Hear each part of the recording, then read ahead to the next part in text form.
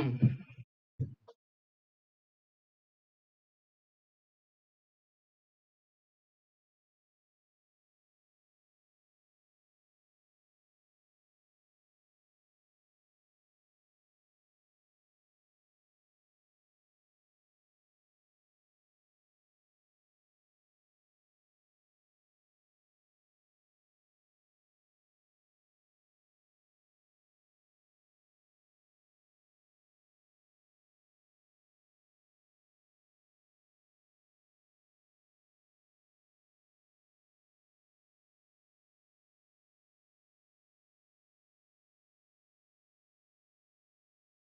Good morning, everyone. Good evening, rather. So today, what we want to do is,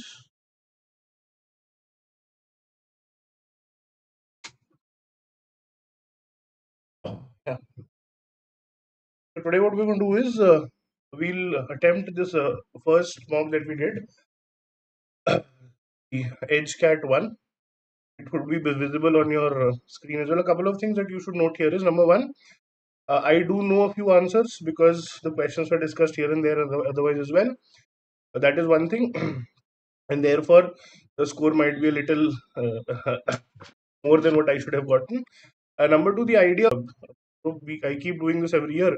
So what I would do with a paper like this is the second row, and towards the end of it, we will also try to discuss the analysis part.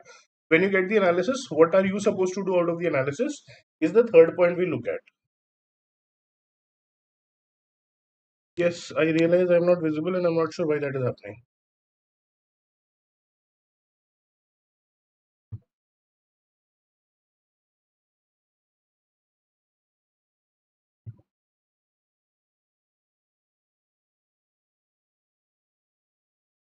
Well, let us focus on the mock and not on me.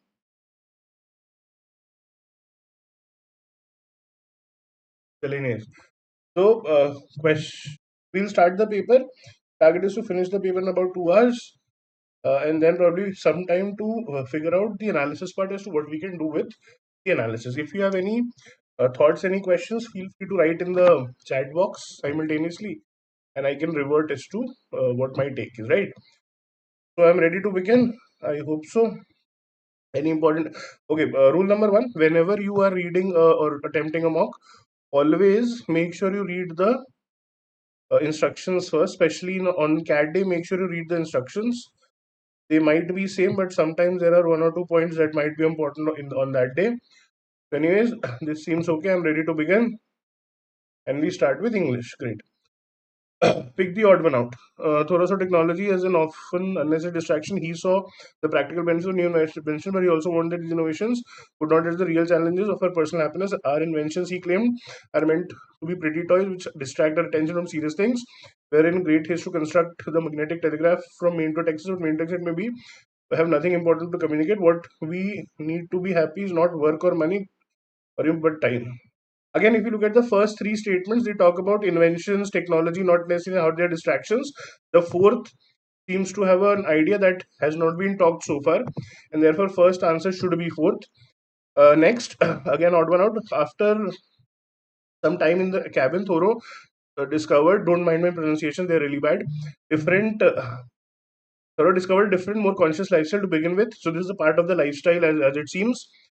Thoreau concluded that we actually need very few things. He pointed to walking the distance of a 30-mile train journey took a day, but working so clearly one and two should not be the odd one out because they are linked. But working to so this is the cross out options. I've crossed one and two out. Earn the money to pay for the same journey would take more than a day. This is a specific example. He suggested we think about our belongings in terms of how little we get by with rather than how much we can get. Now, if you look at 1, 2, 3, they talk of a broader idea. The third is a specific example, and therefore 1, 2, and 4 would be more closely linked than 3. So that should be the odd one out. This is summary. Okay. Glenn Women's engagement in new social movements and nuanced reading of economic liberalization, especially in the connection with its impact on agriculture, produce a fresh perspective of post-reform India. Social movements, nuanced reading of liberalization, uh, im- post-reform India with respect to agriculture is what we have. Her work sought to unveil an ideological system that began with the Buddha and through the Bhakti movement. What distinguished from his writings, academic and popular, was the exploration of intersection of class and gender to produce fresh insights and new perspectives. She moved between the library and the field, activism and academics, and each feeding the other. She will continue to inspire generation of research and activists. Okay, so we are looking at the summary. Work was based on modern social movements and a fine nuanced fine is okay understanding of liberalization of the economy with impact on agriculture. This is also covered. It brings new viewpoints to post-reform India and interworking of class and gender. This seems to cover all the points. Homework survey based on nuanced understanding of reform. No, it was about the nuanced reading of the economy. So this is wrong. Homework work is based on her experience both as an activist and academician. Okay, her work will inspire million students. Underprivileged. Again, this was not talked about. So third is wrong.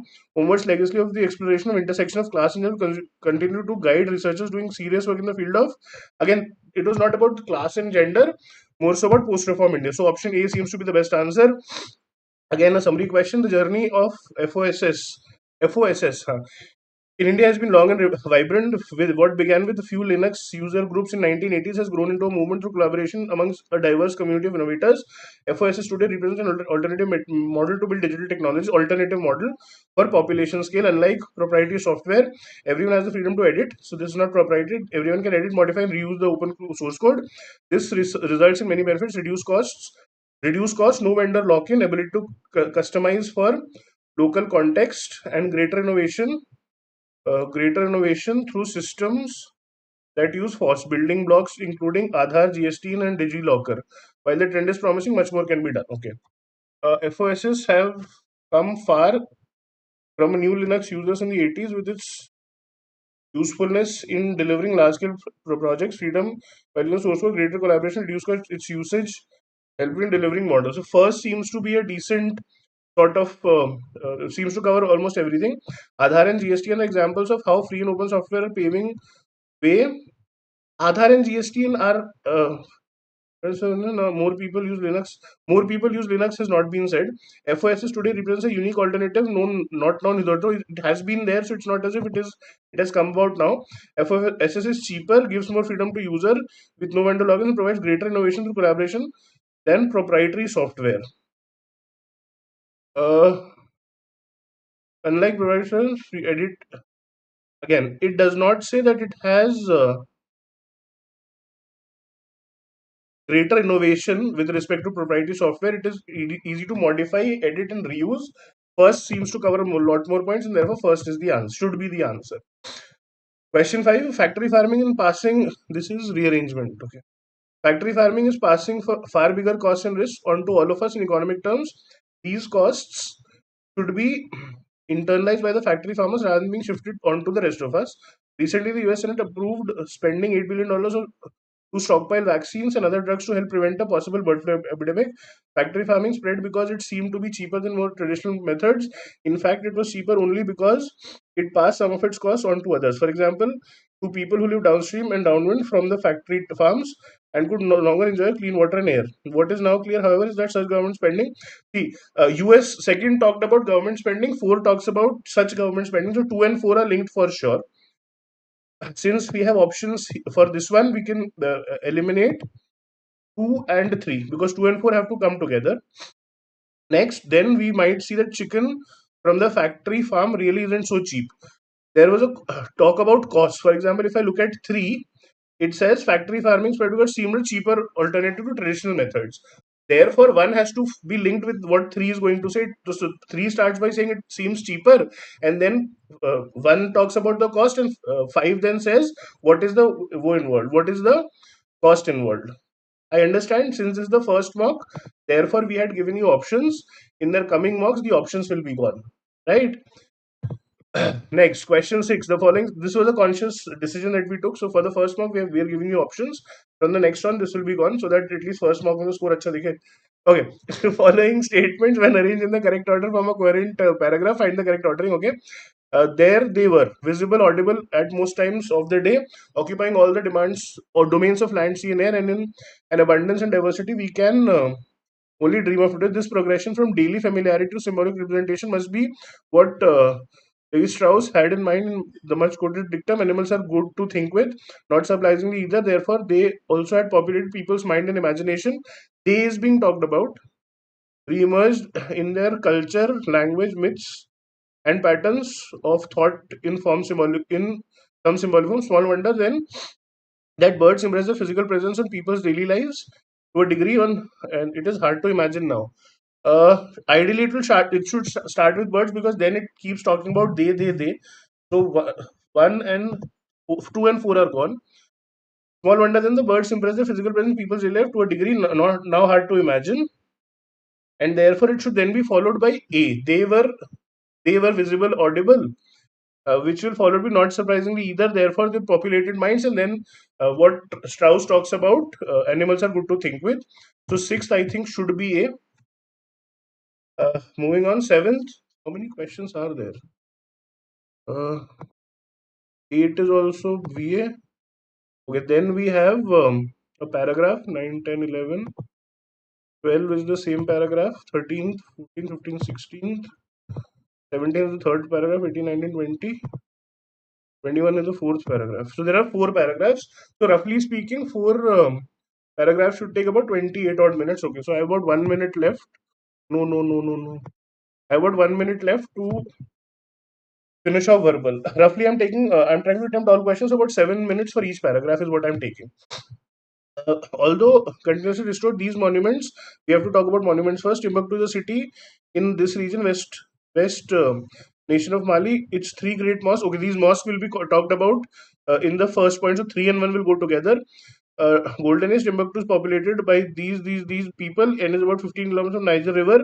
It is home to prestigious and university and madrasas. Okay, so obviously the two is a starter because it talks about where in which region Timbuktu is.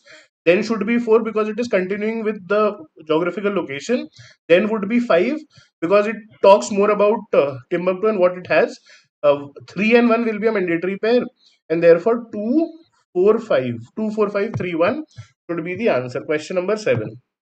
Question 8 then says, over a career lasting almost 8 decades, he enriched his native city of Florence as well as Rome, working for seven popes in total. Michelangelo was the greatest. This should be the starter, obviously.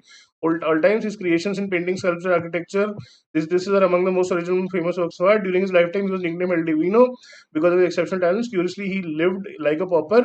Comparative and ambitious, Michelangelo was a workaholic. He preserved his. Okay. So 2 starts with, and therefore you can cancel this out. Obviously, from the options, one has to be next over a period lasting this.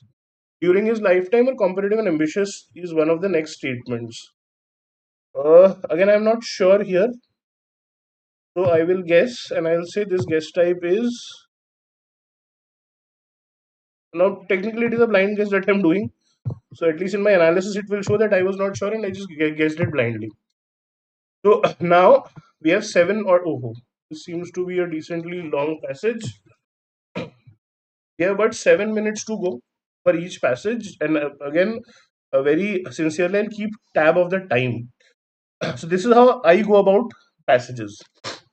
The term mythology can refer to either the study of myths of a body or myth. For example, comparative mythology is the study of connections between myths and from different cultures, whereas Greek mythology is the body of myths from ancient Greece. In the study of folklore, a myth is a sacred narrative explaining how the world. Why am I just moving? A myth is a sacred narrative explaining how the world and humankind came to be in the present form. Many scholars in other fields use the myth in somewhat different ways. In a very broad sense, the word can refer to any traditional story. The main character in myths are usually gods, are often endorsed by rulers and priests, and closely linked to religion. In the society in which it is told, myth is usually regarded as a true account of the remote past. In fact, many societies have two categories of traditional narratives: true stories or myths, and false stories, fables. So it talks about myths, fables, and broadly that they are part of folklore. Myths generally take place in a primordial age when the world has not yet achieved its current form, and explain how the world gained its current form and how customs, institutions, taboos are established. That talks about what myths is. Closely related to myths are legend and folk tale. Myths, legend, folklore are different. Okay, so now it will explain the difference of these three. Different traditions. Unlike myths, folk tales can take place at any time, any place. They are not considered true and sacred. Folk tales are not true. Myths are true. Like myths, legends are stories that are traditionally considered true but are set in more recent times. The difference between legends and Myths, when the world was today, legends generally feature humans as their main character, whereas myths generally focus on superhuman characters. The distinction between myth and legend and folktale is meant simply as a useful tool for grouping traditional stories in many cultures. It is hard to draw a sharp line between myths and legends. You can, instead of dividing the traditional stories into myths, legends, folktales, some cultures divide them into two categories: one that roughly corresponds to folktales, and one that combines myths and legends. So folktales, okay, is one, myths and legends is the other. They are true stories.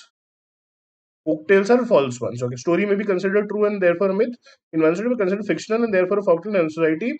In fact, when a myth loses its status as part of religious system, it often takes on traits some typical to folktales, where with its formerly divine characters reinterpreted as human heroes, giants, or fairies. Okay. Myth, legend, saga, fable, folktale, or marchants are only a few of the categories of traditional stories. All of these are traditional stories. Other categories include anecdotes and some kind of those traditional stories in turn are only one category within folklore, which also includes items such as justice, costume, music, mercy, LID, whatever. Argued that one of the foremost functions of myth is to establish models of behavior, and that myth may also provide a religious experience. By telling or reenacting myths, members of traditional societies detach themselves from present and return to the mythical age, thereby bringing themselves closer to the divine. Now, we go to the questions. The reading was simple. It was not a very difficult passage. It took about 3 minutes to read. What object in the passage likely? What subject is the passage likely based on? Black magic and sorcery? No. Culture and humanity is possible. Psychology, human mind does not talk about art, media, and entertainment. Since it is talking about religion and all of that, so I think entertainment kind of should not be a part of the answer, and therefore option B seems to be the best bet. Next, which of the following is not a category of traditional stories? This was mentioned in the last paragraph. Traditional stories. It says myths, legends, saga, fable, folktales. Fables, folklore, marchants, none of the above. A folklore also was mentioned at the top somewhere, and therefore it was somewhere here. In a study of folklore is myths, and therefore none of the above should be the answer. The central theme of the passage can be best described as ancient folklore, saga of different stories, myth and mythology. It keeps talking about myth at every stage. What a myth is, what it is about, how it is different from the others, and therefore, since myth is talked about most, it should be the answer. Would be the answer. According to the passage, the following statements of myth is not true. The central character myths are usually gods. Yes, they are gods. Myths are a type of traditional stories. Yes, they are. Myths are usually considered true. Yes, folk tales are not. Myths are generally located in current world setting. No, legends are in the current setting. Myths are old. Next, the author would agree with the following. In okay, the passage has changed. Thank you. So now I have 25 minutes and 13, 17, 20, and three passages left. So about 8 minutes for a passage is what we have. In 1899, the economist Thorst Veblen observed that okay, this seems to be a pretty long passage. Let me look at 17. This seems to be a little smaller than the previous one, so I'll pick this up as well. See, because I'm trying to attempt all the questions, the level of difficulty of the question is not what I'm looking at. I have my plan is to go through everything, and therefore I'm just looking at what how fast I can finish off maximum number of questions. 17 says also while you're attempting questions, do not bother at all about proper nouns. Whatever you pronounce them with, whatever they are, does not matter. In Chile, the National Commission of Scientific and Technological Research began to debate the neuro rights bill to be written into the country's constitution. The world and the most importantly, the OECD, UNESCO, and the United Nations should be watching closely. The Chilean bill sets out to protect the right of personal identity, free will, mental privacy, equitable access to technology that augment human capacities, and the right to protection against bias and discrimination. The landmark bill will be the first kind of pioneer to pioneer regulatory framework which protects human rights from manipulation of brain activity. So as it is a lot of manipulation is going on, brain activity should be protected. The relatively nascent concept of neuro rights follows a number of recent medical innovations, most notably brain computer interface technology (BCI), which has the potential to revolutionize the field of neuroscience. BCI based therapy may be useful for post-stroke motor rehabilitation and may be a potential method for accurate detection and treatment of neurological diseases such as Alzheimer's. Advocates claim that it is therefore a moral imperative to use the technology given the benefits it could bring. Others worry about its ethical, moral, and societal consequences. Many mistakenly see this process as being undermined by premature governance restrictions or accuse any mention of brake mechanism as an exaggerated to unlikely science fiction scenario. Okay. So basically, neuro rights are being talked about. Proponents say it should be open. The others say that it should not be open because it can be abused. Therefore, the proponents are saying unnecessary. initial restriction should not be put in. However, if there is any doubt as to why regulatory frameworks need to be put in place, we must examine not only the speed of progression, normalization of disruptive technologies, they happen very fast and therefore initial regulations are required, but also the promotional half truths that surround these new technological advancements. In a similar manner to the evolution of external, non invasive artificial intelligence, we need to find ways to navigate the complex regulatory dynamics around privacy in a liability, authenticity, fairness, and autonomy that exists on a human, economic, societal, and geopolitical level. This needs to be done while allowing room for science to, so there has to be a balance, evolve, and while mitigating incorrect and implausible expectations about what potential therapies might must achieve. Though we are making great progress in the healthcare sector, we must recognize that innovative milestones will be translated across the board and enter into commercialized consumer market for the purpose of video games and self-health monitoring. This will generate enormous amounts of valuable data, some accurate, some enormous erroneous, which will be in the hands of companies that own this technology, which would benefit the from this access in much way that Google has through its DeepMind program. I do not know what the program is. This prospect raises concerning questions about the huge amount of data that will be churned out by electro something grams or invasive devices and collected by the corporates behind them. Issues around safeguarding accessibility and corporate monopolies run parallel with the concerns some institutions have raised through tech giants, and AI. Neurotechnology also brings to the fore the added layer of epigenetic consequences, scientific complaint, and biohacking. This is why the concept of ethical innovation is so important, as outlined by Neurorights initiatives set up by Columbia University. Ethical guidelines should prompt research practices to recognize personal accountability. The same types of innovation, some have gone so far to advocate the set of principles on the permissible misuse of neurotechnology. However, the drafting of a user bill of rights. However, technological framework which was we discussed have proved mostly ineffectual when we put into practice, even in the established fields of AI and data, which already shape billions of lives. Chile's debate in landmark is a landmark one, not just in its own jurisdiction but for the world. I have a broad idea, but there was a lot of information. What is the concept of ethical innovation? This I had read. I will have to go back. Innovation. Crafting a user will. Ethical innovation. This is why the concept is so important, as outlined in your rights initiative set up by the Colombian. Ethical guidelines will prompt research and practice to recognize personal accountability for the societal impact they have. Okay. It sets the standards of further innovation in a specific field. This seems to be a decent answer. It ensures corporate monopolies do not exist, does not talk about corporate. It provides a framework designed to safeguard personal digital space of an individual that could otherwise be breached. This seems to be the best basis what is written in the passage in the second last paragraph, which is the following basis a reason for the world to watch closely the debate on neurorights in Chile. The prevailing technology disrupt data privacy could and manipulation at a different level seems to be okay. Corporate monopolies could exaggerate if stricter action is not taken. Does not necessarily talk of corporate uh, monopolies. The future will have more disruptive terms that need to take in synergy is more important before the power cannot be handled to select few as they can manipulate. Again, this seems to be outlandish. I am a little confused between A and C. Uh, Again, I'll guess here, sort of a blind guess for me. Okay, and I'm doing this next. Which of the following is true based on the passage? The author of the passage advocates a draft on laws on neuro rights. Maybe neurological enzyme is on the brink of. It is not in the brink of cure. It will help. The technology will only help. Personal identity data breach is not relevant in most world. It is relevant everywhere. Chile is the first country to do it. So clearly, 2 and 3 are wrong, and therefore the answer has to be 1.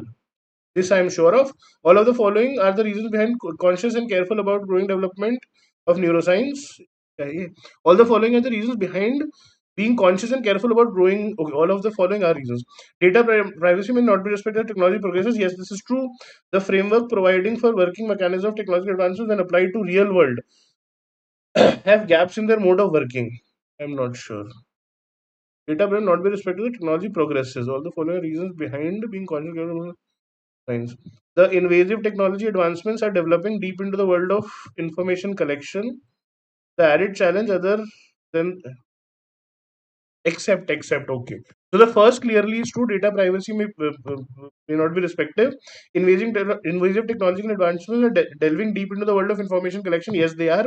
The added challenges other than the traditional data that are worth that growth in Europe will bring. Yes, it will bring in additional challenges, and therefore B is the only option left. So crossing out options helps me a lot. The author seems to gold. Okay, the passage has changed.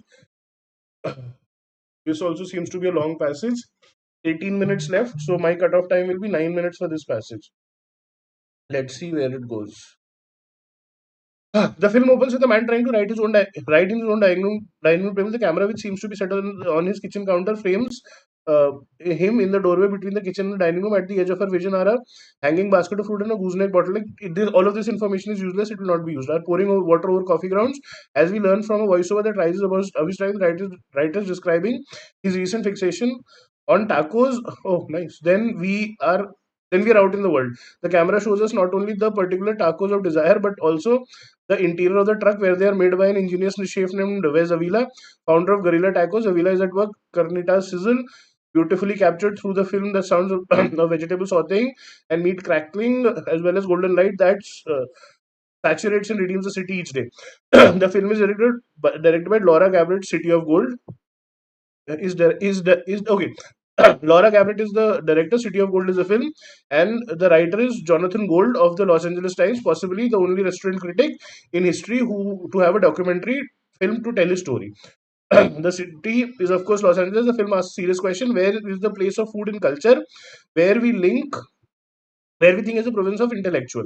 The film appeared in 2015 in the midst of national conversation about the rising shades of food in American life. Chefs were the new rock stars, and the image makers were descending upon the kitchens. Despite the inevitable crassness of promotion, food came to be recognized as a significant form of expression. Our gastronomical tastes, a part of our identities. Yet years before the trend began, Gold was already writing about the. So he was a starter in this sense, which made them rock stars in Los Angeles in a way that defied the distinction between high culture and popular culture that had long dominated restaurants and the practice of writing about them. The old focus had been on French cuisine rather than vernacular food.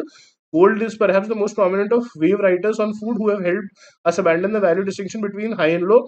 So everything was okay for him, was able to connect with both of them. Later in the film, we see Gold in two youthful guises. First, as a classically trained cellist, and second, a few years later, playing his cello in a punk band. At another moment in the film, Gold compares the power of a dark Oaxacan mole Negro to Charles Ray's 1986 Sculpture Inc. box, a translucent cube so filled with ink that it seems solid, and he likens the mole stains on a partaker's fingers to purple ink on the digit of the Iraqi voters of 2009. I don't know where it's going. The statement about the aesthetic and political associations triggered by Mexican sauces may seem implausible. Okay, so he gave different comparisons. Gold offers no formal critical theory, but rather the soft persuasion of reference. So basically, he's giving references without any political connect. Works in hand. Gold's way is the way of facts carefully woven into fabric of reviews and articles so that they never seem rough. This much vinegar, that long of handful of noodles, a particular part of the pig, following the in the treat seeking footsteps of Calvin Trillin. Gold describes the experience of eating. He does not try to convince us that eating, say, moon covered quails helps us to think about through the political consequences of food waste or the possibilities of formal experimentation in the plastic art.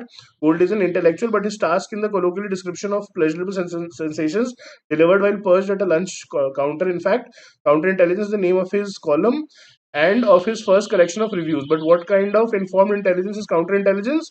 If the idea that the restaurant critic can count as an intellectual seems strange, perhaps it is because of how we have customarily defined the term intellectuals. Three features of the definition stand out: the outsider status of intellectuals, their extraordinariness, or even their singularity and their politics.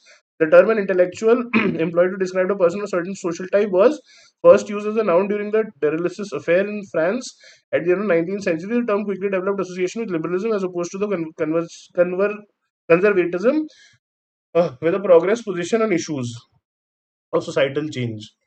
Basically, Gold is someone who's written a lot of stuff, new stuff about food, is what I understand. The author seems to suggest that Gold is best food critic. No, does not know formal theory as a that is not that is too extreme. A trailblazer in LA food critic space. This is the obvious answer. The author will disagree with all of the following except an uneducated man cannot be an intellectual. Not necessarily. A Gold is the only critic to have a movie made on him. It said he possibly was the only person. This may be wrong. An intellectual is one who challenges to think this is correct. A person modest background can be an intellectual. Background again, I don't know. Maybe two seems to be a good answer here. The last line of article has been deleted. Which of the following? The last line has been deleted. So last line he was talking about how we define intellectuals, whether it is right or wrong, and how they have gone from conservatism to liberalism. An example of how to be a part of liberal spectrum and how it has impacted society Could be possible emergence of conservative intellectuals in America following Donald Trump. Again, unnecessary. Brief example of the past intellectual association, both conservatism and liberalism. He has said that they have shifted to liberalism, so going back will not make sense as with people doing both. How societal assumptions have given birth to an idea of intellectual which is half baked. This seems true because he's saying that we have a definition or a picture of intellectuals, and that is what we stick to. Okay, 24 then. How has Gold differentiated himself from contemporaries? Gold doesn't exclusively review French cuisine, rather, he focuses on cuisine of bourgeois. Again, not necessarily bourgeois. Gold reviews food as experience rather than fixation or associated terms. Gold is the only food critic who has a movie made on him. This is wrong. Gold critiques by integrated formal theory in his reviews, make not necessarily formal theory. Gold doesn't review French cuisine. It's not as if he. Hmm. Gold reviews food experience rather. I think this seems to be a better answer, though, because for the simple reason that option one is a little smaller in dimension. It just talks about the cuisine, not about how he writes, how he talks about different low and high values, how he uses reviews, all of references. That is not mentioned in option one. So maybe option two. Save in next. No, go back, and we go on to the last passage, which was the longer one. We have about 11 minutes left, so hopefully we'll be able to go through this. In 1899, the economist Veblen observed that silver spoons and corsets were markers of elite social position. In Veblen's now famous treatise, The Theory of Leisure Class, he coined the phrase conspicuous consumption to denote the way that material objects are paraded as indicators of social position status. More than 100 years later, conspicuous consumption is still part of the contemporary capitalist landscape, and yet today, luxury goods are significantly more accessible than in Veblen's time. This deluge of accessible luxury is a function of the mass production economy of the 20th century, the outsourced production of China, the cultivation of emerging markets of labor and material are cheap. At the same time, you've seen that the arrival of middle class consumers market the demand for more material goods at a lower price. So there is the middle class, cheaper production, cheap labor, and therefore more accessibility to these kind of goods, conspicuous consumption goods. However, the democratization of consumer goods has made them far less useful as a means of displaying status. Obviously, I hope they don't talk about iPhone at some point. In the face of rising social inequality, both the rich and the middle class own fancy TVs, nice handbags. They both lease SUVs, take airplanes, go to cruises. On the surface, the ostensible consumer objects favored by these two groups are no longer reside in two completely different universes. So you cannot really show off by just because you have a good bag. Given that everyone can now buy designer handbags and new cars, the rich have taken to using much more target signifiers of the social position. So they have changed.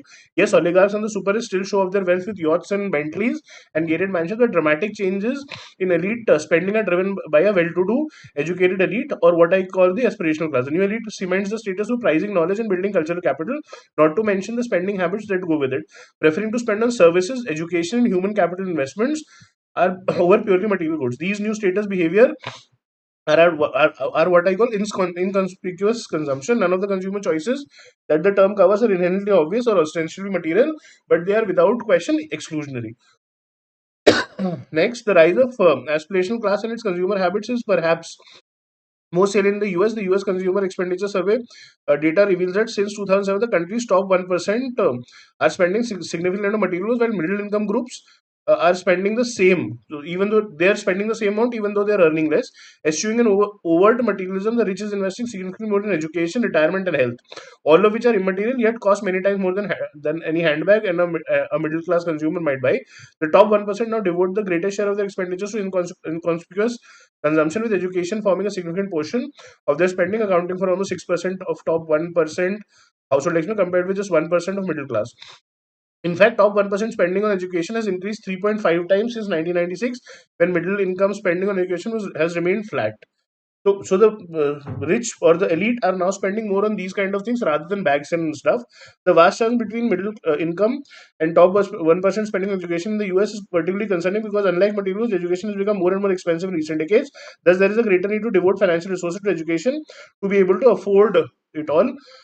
According to Consumer Expenditure Survey, the price of college tuition increased 80%, while the cost of women's apparel increased by just 6% over the same period. Middle class lack of investment in education doesn't suggest a lack of prioritizing, as much it reveals that for those in the 40 to 60th quintiles, education is so cost prohibitive it is almost not worth trying to save. So even if you want to, you will not have enough money to get that kind of education. So you're not going for education; you're going for bags. While most conspicuous consumption is extremely expensive, it shows itself to less expensive but equally pronounced signaling from reading. The economy is to buying pasture raised eggs. Inconspicuous consumption, in other words, has become a shorthand. So, for example, people in India go vegan, something like that. Sorry if anyone, not a personal thing, but yeah, becomes a shorthand through which the new elite, signal their culture capital to one another. In lockstep with the invoice for private preschool comes with the knowledge that one should pack the lunchbox with quinoa crackers and organic fruit. One might think these culinary practices are a commonplace example of modern motherhood, but not one only needs to step outside the upper middle class bubbles of the coastal cities of the US to observe very different lunchbag norm consisting of processed snacks and practically no fruit. Similarly, while time in LA, San Francisco, and New York City might make one thing that every American mother breastfeeds her child for a year. National statistics report only 27% of mothers fulfills this American Academy of Pediatrics goal. In Alabama, the figure drops to 11%. Knowing so Alabama would be a place where the elite are not there. Knowing these seemingly inexpensive social norms is itself a rite of passage to today's aspirational class, and that right is far from costless. The economist subscription might set one back only $100, but the awareness to subscribe and be seen with it tucked in one's bag is likely to the iterative result of spending time in elite social milieux and expensive education institutions that prize this publication and discuss its contents. Since 6 minutes are left, therefore, I'm reading the entire passage, then I'll go to the questions, or else I would have gone to the questions at this point. Perhaps most importantly, the new investment in inconspicuous consumption reproduced privilege in a way that previous conspicuous consumption not could not. Knowing which New Yorker articles to reference or what small talk to engage in the local farmers market enables and displays the acquisition of cultural capital, thereby providing entry into social networks that in turn help to pave the way to elite jobs, key social and professional contacts, and private schools. In short, inconspicuous consumption confers social mobility. More profoundly, investment in education, healthcare, and retirement has a notable impact on consumers' quality of life and also on the future of life chances of the next generation. Today's inconspicuous consumption is a far more pernicious form of status spending than the conspicuous consumption of weapons. Time in conspicuous consumption, whether breastfeeding or education, is a means to better quality of life, improve social mobility of one's children, whereas conspicuous consumption merely in itself simply ostentation. For today's aspirational class, inconspicuous consumption choices secure and preserve social status, even if they don't necessarily display it. Okay. The author would agree with which of the following statements. Inconspicuous investment help the elite class gain knowledge and possess skills, which paves the way for elite jobs and status. Not necessarily just elite jobs and status, but yeah. Next, inconspicuous investment focused on improving lifestyle and spending skill set health, which aren't they are accessible to. Well, breastfeeding is not something that is not accessible to lower class, but they are not using it. The reduced and therefore D cannot be the answer as well. The reduced conspicuous spending on the wealthiest section has made luxury products more available. Not because they are spending less, because they are more easily available is the answer, and therefore since nothing is left, so A should be the answer. What is the central theme? Changing indicators of quality and life of social status from ostensible display of wealth to inconspicuous spending. This, I think, seems the best because it covers the idea. Changing spending habits of wealthier class and others in the face of changing technology and manufacturing habits not does not cover the entire aspect. Shifting priorities in life of wealthier class and need to democratize education. Again, the need to democratize education was not talked about. Yes, it has become expensive, but do we need to change it is not something that the author talked about. What is the reason for changing spending norms of the rich? The luxury products becoming more accessible. The rich are now spending on education lifestyle, which is unaffordable by the masses to distinguish themselves. Could be the answer. Since the rich already have accumulated material products, it's not as if they've accumulated material products. I mean, you have to get a phone again and again. So this is not the answer. By investing in education, health, and retirement, the wealthy are investing in their future and improving the quality of life, which is affordable for most of the populace. By investing in education, health, and retirement, the wealthy are not only investing in their future, while improving the current state also, but also showing others how they're different from them. They are not showing. It requires a reading to understand why they're different, right? So it's not as if they're trying to show off. They're just trying to secure themselves and their future. And I think out of A and C, C seems to be a more better, more complete sort of an answer. Which of the following is not a reason for accessible luxury goods? Increased demands, yes. The lower, the middle class coming in demanded more products at lower price. Cut cost cutting with rise of shift in production to developing countries with lower labor cost, simpler labor laws. It did not talk about labor laws as such. I'll have to check though. New production technologies in a mass production economy. Huh? The talk about China and all of that. So the first paragraph had talked about it. 20 says outsourcing production, the cultivation of emerging markets, labor, material are cheap. Same time, we've seen arrival of middle class, which demands more goods at cheaper price point. Labor laws was not talked about, therefore 16. So now, if I talk about this section, since I have a couple of minutes, I think the verbal part was similar and was easier to was easier to attempt, especially because the parajumbles had options out of the passages. If we look at, I think the first passage was not very long and should have been attempted. The last passage, I think, had some questions, especially the 22nd, 23rd, the 23rd questions were, I think, a little difficult. And therefore, ideally, what we could have done was attempt all the verbal questions, that is, 8 questions attempted from there, and then choose 2 passages, out of which the first passage is definitely something that should have been chosen. Depending on your reading rigor as to how much you can read, the third or the second or the third, one of the 2 passages could have been chosen. So if I look at a decent attempt, what I'm saying is 8 verbal questions, first passage. Okay, just a second.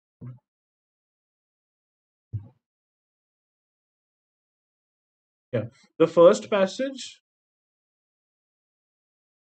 and maybe the third passage. So about 8 questions from here, and then you would have started with one of the passages where you would have tried to attempt 1 or 2 questions. So a good attempt would be about 16 to about 8 17 odd questions would be a good attempt, out of which you would want to end up getting maybe 13 or 14 correct. This would be a good attempt, basis the level of difficulty of the overall section, right? Now we'll move on to the LRDI section. Seems to be stuck. I'm gonna write on this anyway. ऊपर जा रहा है. चलिए, so I'll submit and move on to the LRDA section. No, no, no, not this. Move to next section. Yes, move to next section. This is the LRDA section. I'll just have a look at the sets that are there and then decide which set to look at. The first set talks about 7 teams participate in the badminton tournament, 3 stages, 24 matches. Then some information is given. 7 teams means, so 1 to 4 is that. Then is salesman data, 5 salesmen, city and phone.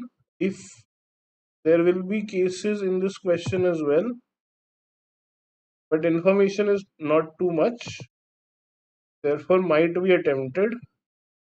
Question 9. Okay, I've seen this question and I know I was not able to attempt it because it talks about a couple of questions, but apart from that, I was not able to do too much. 12. Then there is a chart of cumulative numbers. And again, if when you talk about the chart, it talks of 3-year numbers. So, very nice, Tejas.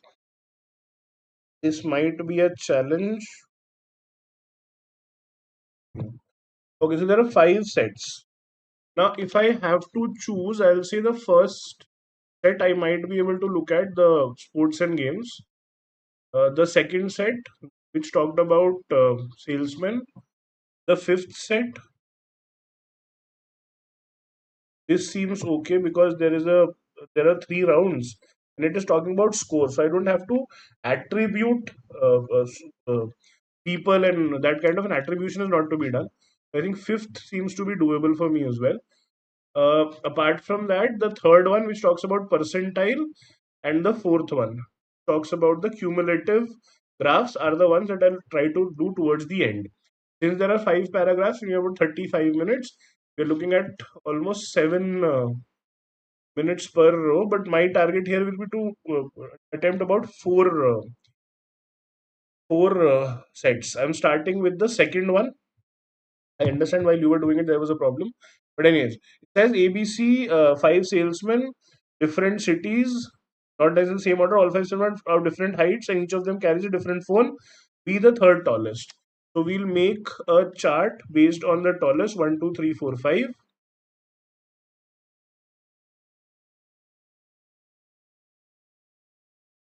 This is the tallest, this is the shortest. B is the third tallest, was sent to Chandigarh. Neither B nor the fourth tallest carries Motorola. So the Motorola is not here, it is not here either. C, who is not shorter than the one who's sent to Lucknow, carries the MI phone. We will use it later. Samsung phone is carried by the tallest. Samsung, uh, who is not D. So here the entry will not be D. 8 who does not carry Motorola phone was sent to Patna, can't use it here. The shortest person carries 1 plus. Shortest is fifth, carries 1 plus. And he was sent to Kolkata or Lucknow. Okay. Now if we look at Motorola, Motorola will come here. C and Lucknow, there was an information. Okay. He who is not short, the one who sent to Lucknow carries MI phone. Okay. A does not carry Motorola phone. A does not carry Motorola phone. So A could be here, A could be here as well. C carries MI, right? C carries MI phone. So C cannot be in the first place, cannot be in the second place because there is Motorola. Third is already taken. C has to be here. This will become MI. About C, it said C who is not shorter than the person who was sent to Lucknow. So C is taller than the person who was sent to Lucknow. So obviously, since C is fourth, Lucknow has to be fifth. Uh, A does not have the Motorola phone, so the only option left for A is the first position because A has to have Samsung. Next. So in here, I can have DNE in either of the place. There is no information about them. A was sent to Patna, so this has to be Patna for sure.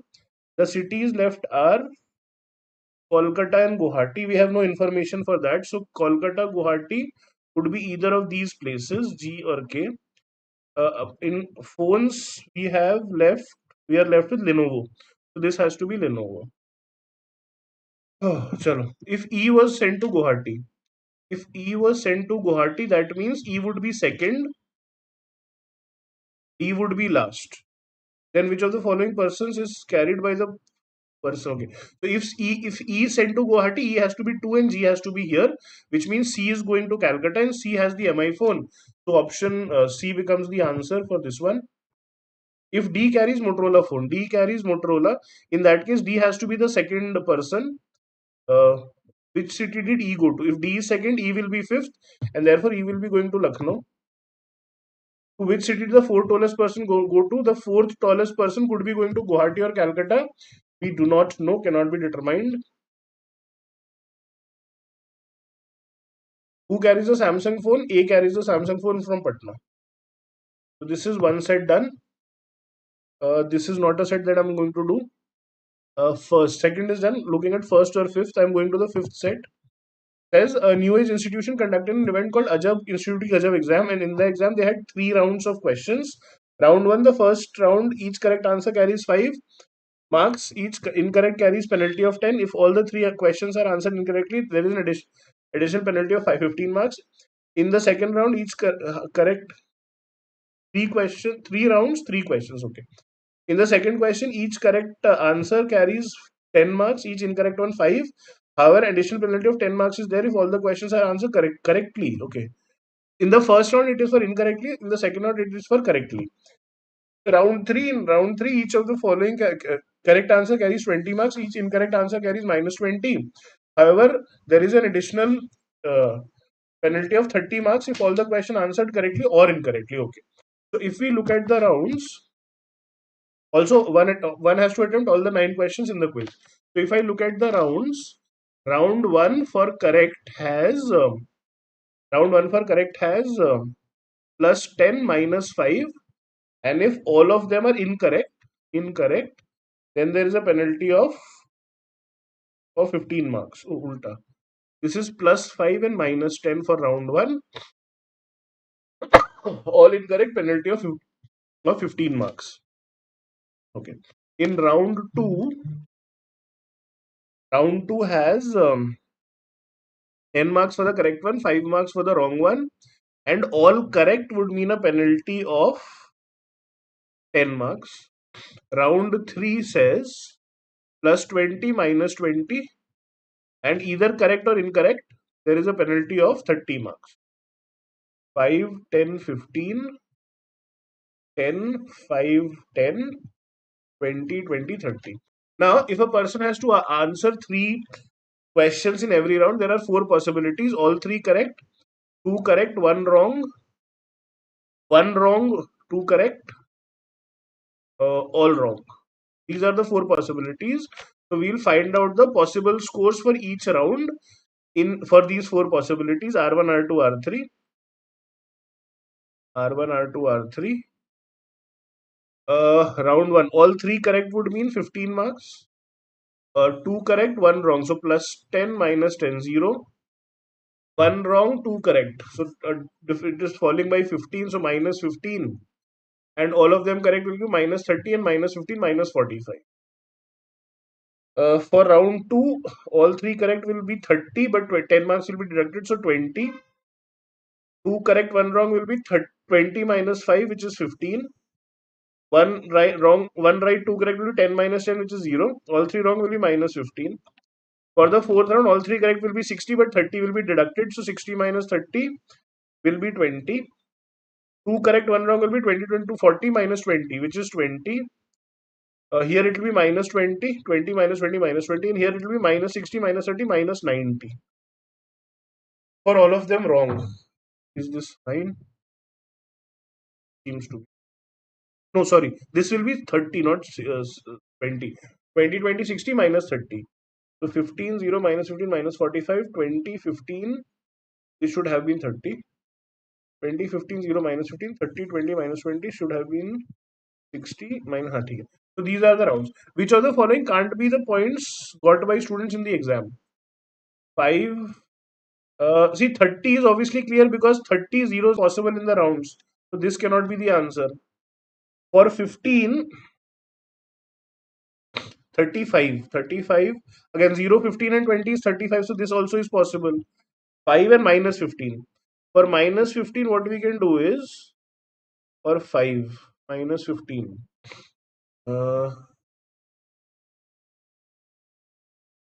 Minus 15.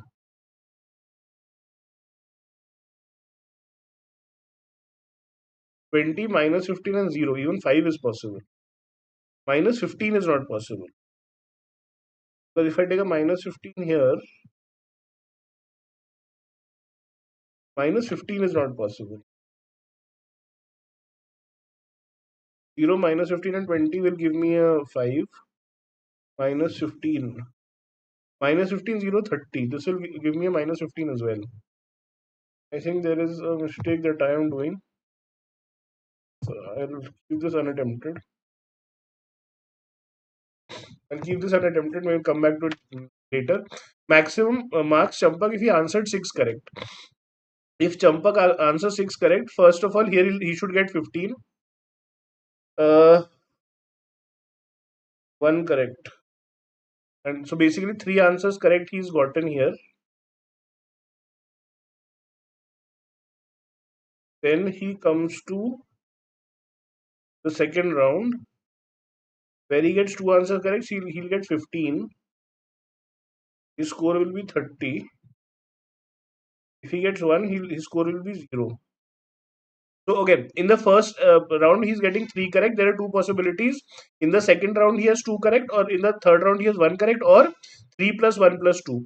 In the first case, his score will be 15 plus 15 plus minus 20, which will give us 30 minus 20, 10. In the second case, his score will be 15 0 and 20, it will be 35. So the maximum score possible will be 35. If Bartley got 10 marks in the exam, the total number of questions marked by him correctly are 20. He's getting 10 marks. 10 could be 15, 15 and minus 20. So 3, 2 and 1, 6. The case that we were looking for in the previous question. In how many ways Anna can get 20 marks? Okay, to get 20 marks, either if I take this 20 as it is, then 0, 0, 20 is possible. In the first two cases, minus 15, 15 and 20. Minus 15, 15 and 20. 15 minus 15 and 20. These are three possibilities. If I take this 20 as constant, in the first and the second row, there are no two numbers which will cancel out. In the first row, there is no 20 as it is. So this should give me three options. No go back. So this is done 17th. I don't know why I am getting the wrong answer. 15 minus 15, 0 minus 15 and 20. I think there seems to be a problem. Anyways, question number 1 then. The first set we were doing. Okay. The first says 7 teams A, B, C, D, E, F are participating in a badminton tournament. There were three stages in the tournament: qualifier, semi-finals, final. There were 24 matches in the tournament.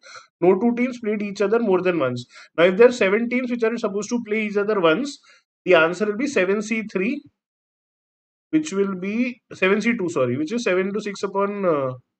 So 21 matches will be there. So in the qualifying stage, there will be 21 matches where every team will play the other team once. Then there will be the semi-final where there will be two matches, and then there will be the final where there will be one match. So 24 matches. This is how they are happening. No two teams play each other more than once in the qualifier. There were no draws in the tournament. E defeated F. So if we look at the 7 people: A, B, C, D, E, F, A, B, C, D, E, F, and G. All of them would have played 6 matches each in the qualifier. 6, 1, 2, 3, 4, 5, 6. Yeah. E defeated F. The sum of matches won by D and E is not equal to the number of matches won by the tournament winner. Only those who won at least 3 matches qualified. C defeated one of the finalists, but not all other lost all the matches. So C won one match, lost 5 matches. But also B won 7 matches in the tournament. Either F or G was crowned the winner. So B was not the winner, but B has to win 7 matches. So clearly, what will so maximum number of matches that can be played by a team is 8. In 6 in the qualifier, 1 in the semi-final, 1 in the final. B won 7 matches and therefore would have lost the 8th match. So as far as B is concerned, B would win 6 matches in the qualifier, lose 0. In the semi-final, B will play with someone and win. In the final, B will be there, but B will lose. So this is how B can win 7 matches. This is the only way how B can win 7 matches. F or G was crowned the winner, so the final will happen between B and some of F or G, and that F or G will be the other, will be playing the other semi-final as well. G won 6 matches. G won 6 matches. Okay. D won twice the number of matches as A. Is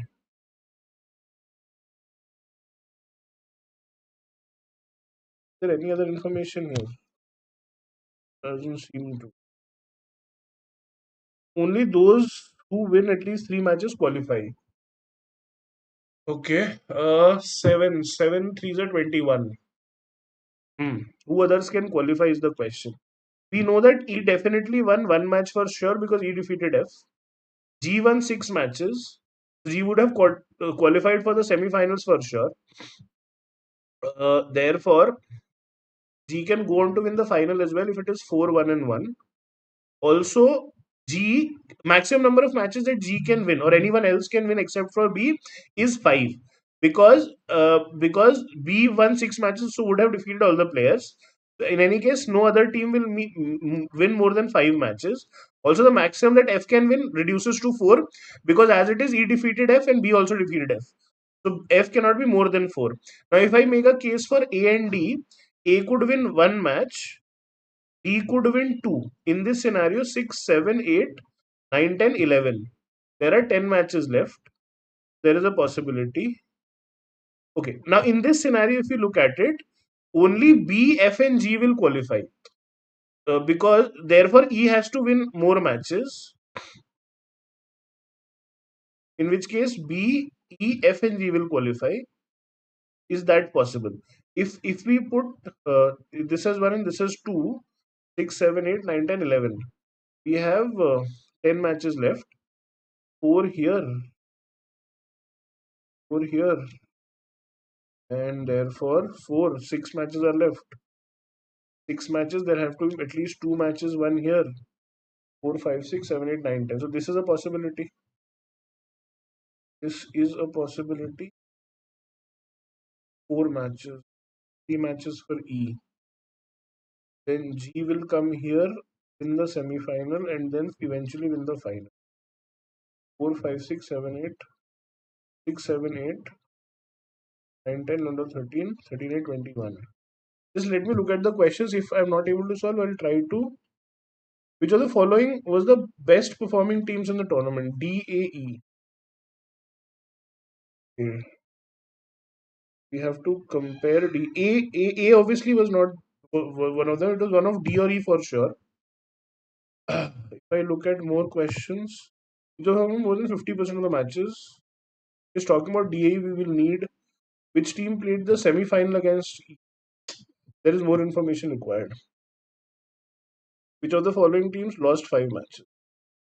He definitely did. There's no doubt about that. CFCFC. Okay. Now, if I look at the fourth question, it talks about CEF. So the answer could be C, C, or CEF. Amazing. For G was crowned. The wins for D and G was not equal to the winner. So D and E. The sum of matches won by D and E is not equal to the number of matches won by the tournament winner. If G is the winner, then the number of matches won will be 6. D and E will be 2, 4, 4 and 5. And this is satisfying.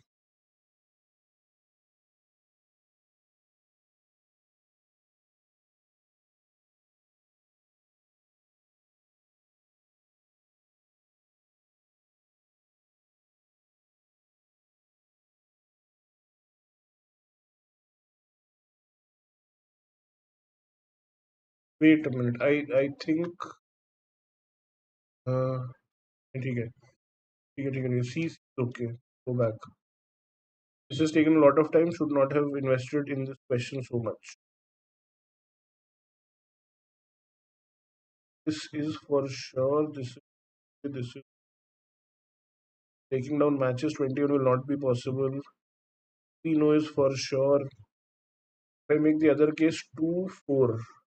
In that case 6, 7, 8, 9, 9 and 4, 13. In this case D will qualify. 13. There has to be 1, 14. So 7 are left. Cannot be more than 4 for sure. 4 plus 1 is 5. What is it? Again, I'm not sure what is happening with me here. So I come to the next side, at least attempt the 2.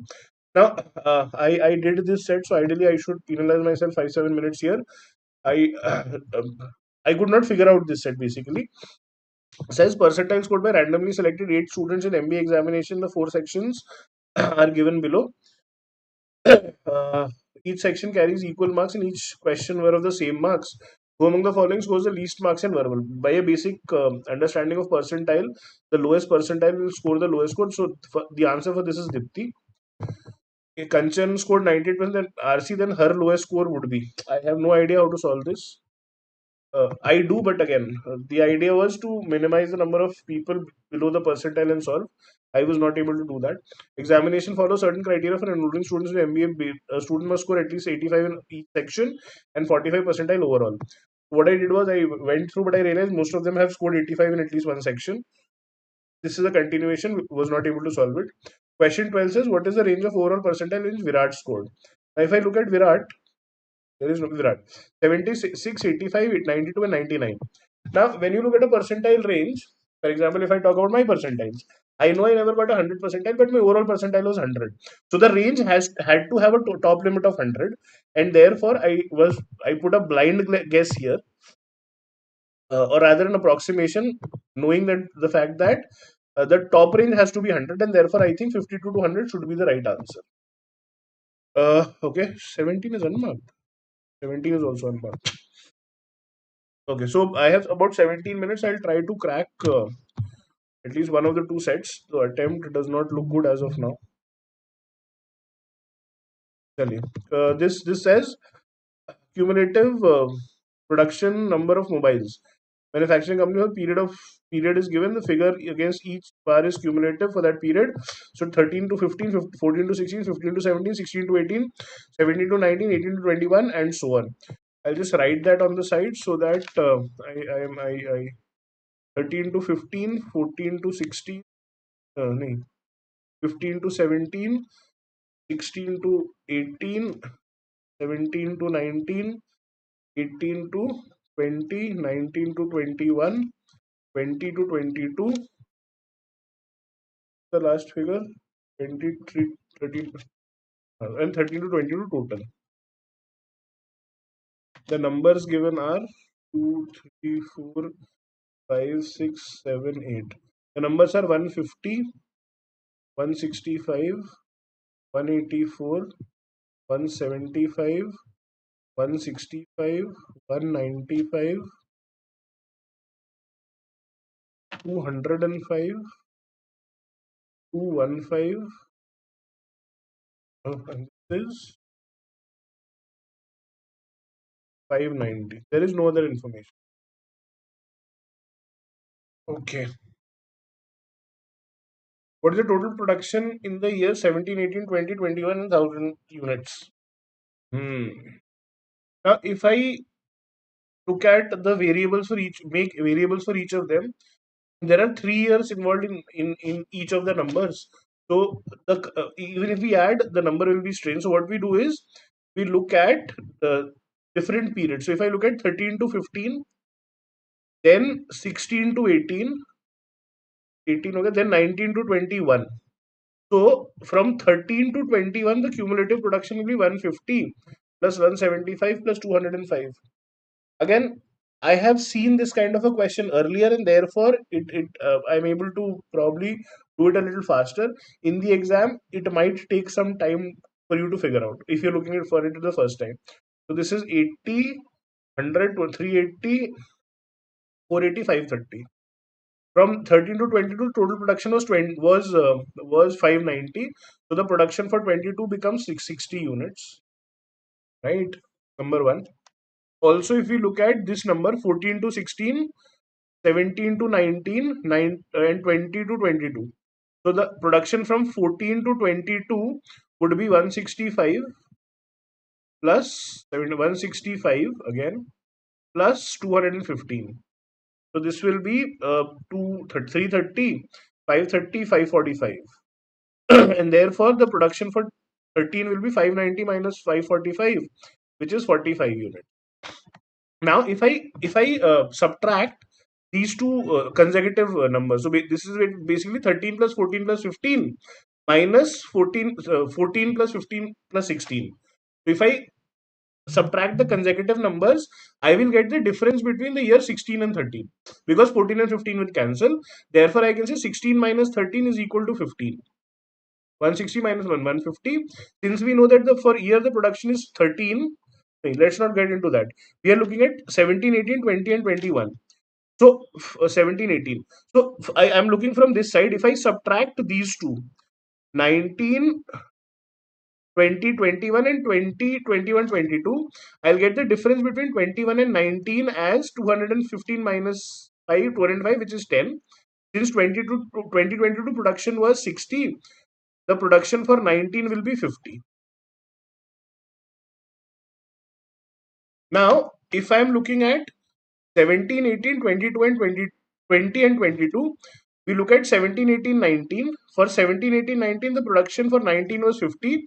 So 17 plus 18, the production will be 115. I look at 20, 21 and 22, the production is 215, out of which 20 is 60. So 20 and 21 will be a total of 215 minus 60, which is 155. And therefore, the total production in these 4 years will be 115 plus 155, which is 270. This is okay. This has taken a lot of time. How many units did the company manufacture in the year 2015? Again, technically speaking, I will be able to find out 13 and 16. If I look at the years 13, 14, 15, 16, 17, and so on,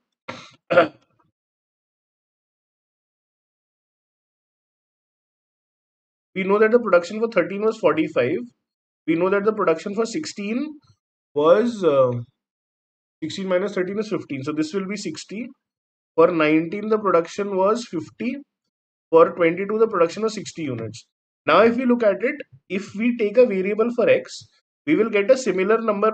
So the same the answer for 15 also has a variable. Similarly, because the sum of 13, 14, 15 is given. So if I say 14 is x, 15 will be 105 minus 45 minus x, so 105 minus x. For 2015, there is no other data that is there, and therefore for 2015, the number cannot be determined. Minimum possible production for mobiles in 2017. Now, if we look at 16, 17, 18, right? If I take 18 as x, this is 60. So this will come out to 165 minus 60 minus x. So this will come out to 105 minus x. Okay. If we look at 15, 16, 17, 15, 16, 17, 15 is also 105 minus x. 16 is 60, and therefore 105 minus x plus 60 plus the production for 17 should be equal to 184, which means uh, production for 17 will be 184 minus 165, 19 plus x.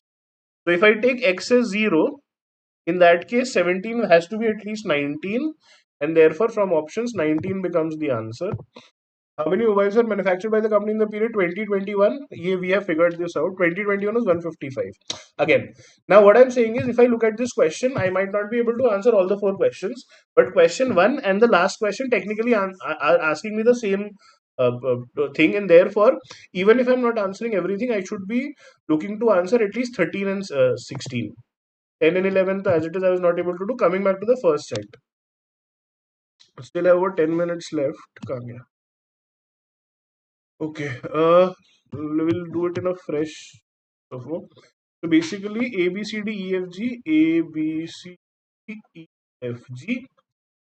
B wins 6 matches, loses none, and therefore every other team has to lose at least one match. Also, C defeats one of the winners and loses the other 5 matches. In the semi-final, we know for sure that B will play and win, and in the final, therefore, B will be there, and there B will end up losing. This is what we know overall. E has defeated F is also for sure. Number of wins for A and D is the ratio 1 is to 2. 6, 7. Okay. There are 21 matches that are being played in the quarterfinal, in the qualifying stages.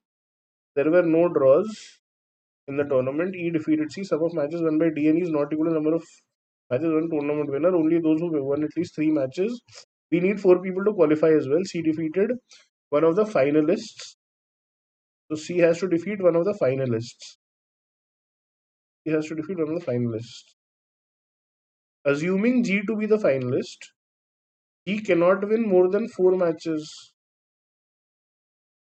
If G is not the finalist, if G is not the finalist, then G can win a maximum of 5 matches here because B will defeat him for sure and then get defeated in the semi-final. He won 6 matches, which did not happen. If he went on to win the semi-final, then B will win 6 matches, but then in the final G cannot win because B is already losing. The other person cannot lose. Therefore, G is the winner. G will win 4 matches here, lose 2 matches. C will defeat G for the simple reason that G is the winner, right? So 4 and 2. Here G will win his semi-final against someone, and eventually G will go on to win the trophy. So this is what happened with G, that is for sure. C has defeated G is what I know now. For anyone else, the number of victories cannot be more than 4, cannot be more than 5. Right. Everyone else will be defeated by G as well as B. Yeah. So the number of victories for anyone cannot be more than 4. E defeated F as well. So the maximum number of victories F can have is 3. This is the maximum F can have. Now, if we look at A and D, in that, if we put 1 and 2 here, then 6, 7, 8, 9, 10, 11, 12, 13, 14, 15, 16, 17. In that case, E will have 4 victories. E will have 4 victories. If E has 4 victories, E got defeated by G, E got defeated by B, E defeated F. This is a possibility. 6, 7, 8, 9, 10, 10, 8, 18, 3, 21. This is a possibility, in which case E and F will qualify. If I put 2 matches for A, 6 for B, 1 for C, I'll write it separately, 2, 6, 1, A, B, C, D will then win 4 matches, E, F and G are left. G has won 4 as well. So 6, 7, 8, 9, 13, 13 and 8, 13 and 4, 17. E and F together in that case can win only 4 matches, which should not happen. 6, 10, 10, 12, 13, 17. E and F together cannot win 4 matches. Or can they? If E and F together win 4 matches, then the qualifiers will be D, G, B. One of them has to qualify, so the number of matches will be 3. So F can win a maximum 1 match.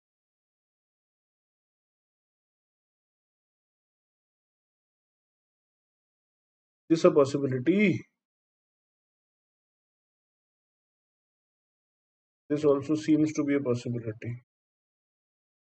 Not able to figure out why. Kya miss hua? B, C and G are for sure. Is there any question that can be answered? Which of the following teams lost 5 matches? He lost 5 matches for sure. F lost 5 matches. That is a possibility from here. Here only C will lose 5. Here C and A will lose 5 matches. One second. The number of victories in this case for E and F will become 6, which is not possible since they should not be equal, and therefore okay. So from the options, I know this is the case that is happening. 2, 6, 1, 4, 3, 1, 4, and therefore C and F won 5 matches each. Number 1, who was the most successful? DEA. D was most successful out of the 3. Which of the following won more than 50% of the matches? D won 4 here. Eventually, D will lose. So D plays a total of 7 matches, wins 4, which is more than 50%. ENA, as it is, were less than him. So only answer could be D, which is possible. Which team played against B in the semi-finals? In the semi-finals, D or E could be playing B or G or F, any one of them. G was definitely not the team. B and E are the only ones left. B and E are the only ones left. I think this will be cannot be determined because there is no information. This is fine now. See, so what I'm saying is, for this question, the giveaway came from here for me because I realized for the first case that I was making, the answer was coming out to CNA, which is not an option. So therefore, I force fit CNF as the answer and working backwards. Okay, sorry. I'll make sure I don't get into that that area after this question, but nothing much was written. The only thing is, what I was saying was, because of the options, I realized here the answer for option 4 was coming out for A and C. But if I keep the value of E as here, so what is written here is E, F, and G winning 3, 1, and 4 matches. In this case, the answer becomes from one of the options. So that is how I reached the solution. So as far as I am concerned, the number of sets that should have been attempted was obviously the second set. All 4 questions from here. Question 9, this was a very doable question even if you know nothing. Just the concept of percentile will help you solve this. So 5 questions. Maybe here 13 and 16 should have been attempted. 5 and 2, 7, and 3 questions here. So good attempt in this LRDI section would be 10 questions. Since some of you found a error in one of the questions, so obviously that will drop. Otherwise, in this overall scheme of things, an attempt of 10 would be fine. Right, so I'm submitting the section because I do not know 10 and 11 as it is. 17 is a honira. Oh no, submit the section. Yes, so this is maths now. Hoping to get good attempts here. Okay. Find the question one. Find the closest value of n. There is a pattern that is repeating for any question that is based on patterns. Do not solve. Just repeat the pattern. So it says 2018 times 1 is there and 1009 times 2 is there. So instead of this, I take this as 2, this as 1. So n then becomes 1, 1 minus 2. So I'm taking two ones and half of that 1, 2. This will be 9 root of 9, which is 3. Now from the options, if I put the value, first option becomes 10 upon 2 minus 1 by 3, which gives us 3. The second option becomes 10 upon, this will be 10 upon 1, 1009. Second option will be 10 upon 2, the value of number of ones which are there, minus 1 upon 3, which is 33, which is not the answer. Third option, 10 upon 10, 1010 does not make sense. It is not one of the values from the question, and therefore option 1 has to be the answer. In algebra, wherever you see this pattern repeating, always try to do what I did first. Second, in how many ways 10 students A, B, C, D, E, F, up to J can be arranged in rows such that A is always before C is always before D, and so on. Again, we need two pairs in order. Since there are 10 people, they can be arranged in 10 factorial ways. Now, when A and B are arranged in half of the ways, A will be ahead and half of the ways B will be ahead. So, out of these, divide by 2 factorial. Similarly for CD, similarly for EF and the other 5 pairs. This will become 10 factorial upon 2 raised to power 5, or 10 factorial upon 32 becomes the answer. Question 3. If A is 1000 factorial, B is okay. So A has all numbers from 1 to 1000. If I look at B, 1001. 1001 is divisible by 91. 91 into 11. So that is included in 1000 factorial. 1003, I do not know right now. 1005 is 5 into 201. 201 is divisible by 3. So 3 into 67. All of this is also included in 1000 factorial. If I look at 1003, I'm using the calculator for that. 1003 divided by 13 equal to here 1003. See, this is why calculator should not be used. Eat up a lot of time. Divided by 17. Yes, it is. So this is 17 into 59, and therefore all the numbers 59, 17, 67, 3, 5, 11. This will be 17 into 3. All of them are part of 100 factorial. Therefore, the lowest common multiple will be 1000 factorial itself. Next, p square minus 2p plus 199. Find the value of p minus 1, p minus 11 cube. 199 is 9. Uh, we are supposed to find out a cube minus 1 by a cube. Suppose this is x. Yes, suppose a minus 1 by a was x. I take the cube, a cube minus 1 by a cube minus 3 into a minus 1 by a is equal to x. A cube minus 1 by a cube, 3 into x, so 4x. So this should be of the form 4x. The only product is 144. Again, I am just putting it here. This is a guess that I am doing. I'll come back to it if need be. I will call it using answer option guess, and I will mark for review and next. Because I don't want to right now break my rhythm. Question 5. Question 5. So, achha, how I am attempting the maths paper typically is I divide into parts of 10 minutes each. In each 10 minutes, I will try to do about 22. So, 8, 9, 6, 5, 5, 6. 6, and 4 questions. That is my idea of attempt. So, in the first 10 minutes, about 6 questions, next 10, 6. Last third 10, 6 minutes. In the last 10 minutes, I should be left with 4 questions. If there ideally would be time remaining, so I'll come back to the questions that I've marked, if any. Question 5 then says, Vineet works in R&D of a sanitizer company, wants to revolutionize the sanitizer space. I have done this question. By making it 100% safe for children, currently they mix three varieties of elements consisting of 20 rupees per kg, 17 and 18 rupees per kg in the ratio XYZ. Y is the geometric mean of X and Y. No, Y should be the geometric mean of X and Z. X is less than Y. So this is how it will be. The company marks up price of the sanitizer by 66.67% and then provides a discount of 20%, earning a profit of 6. If the CP for the sanitizer is X, the marked price will be X into 1 plus 2 by 3, so 5 by 3X. This becomes the marked price. On this 20% discount is given, so 20% is 1 by 5. So the selling price will be X into 5 by 3 into 4 by 5, which is 4 by 3x, and therefore the profit will be 4 by 3x minus x, which is 1 by 3x, and this is given equal to 6. So x becomes 18. So on mixing these three items, the price of the mixture is 18. We know that the price of the third article is 18. So no matter how much you put it, it will not change the price. The only ratio has to be between 20 and 17. So if I write 20, 17 to get an average price of 18 and alligate 2 is to 1.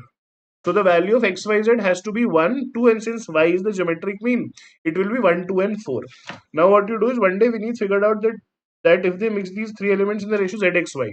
So 20, 17, and 18 are mixed in the ratio zxy. 4 is to zx, 1 is to 2. It will have no harmful impact on children. The company sells the new sanitizer at the usual selling price as the previous one.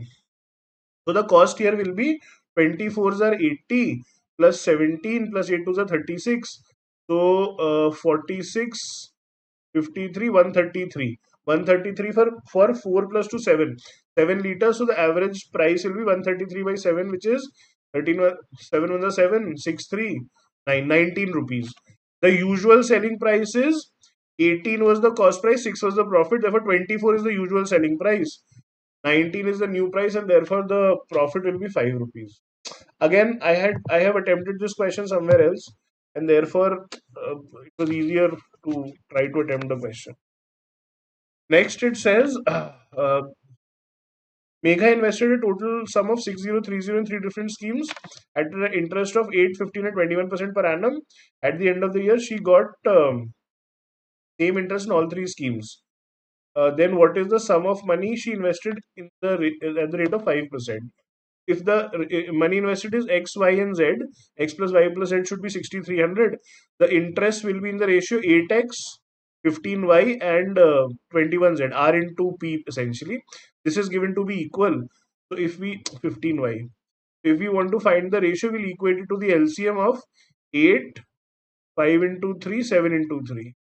So this will be the LCM. So from here, the value of x will come out to 5 into 3 into 7, which is 105.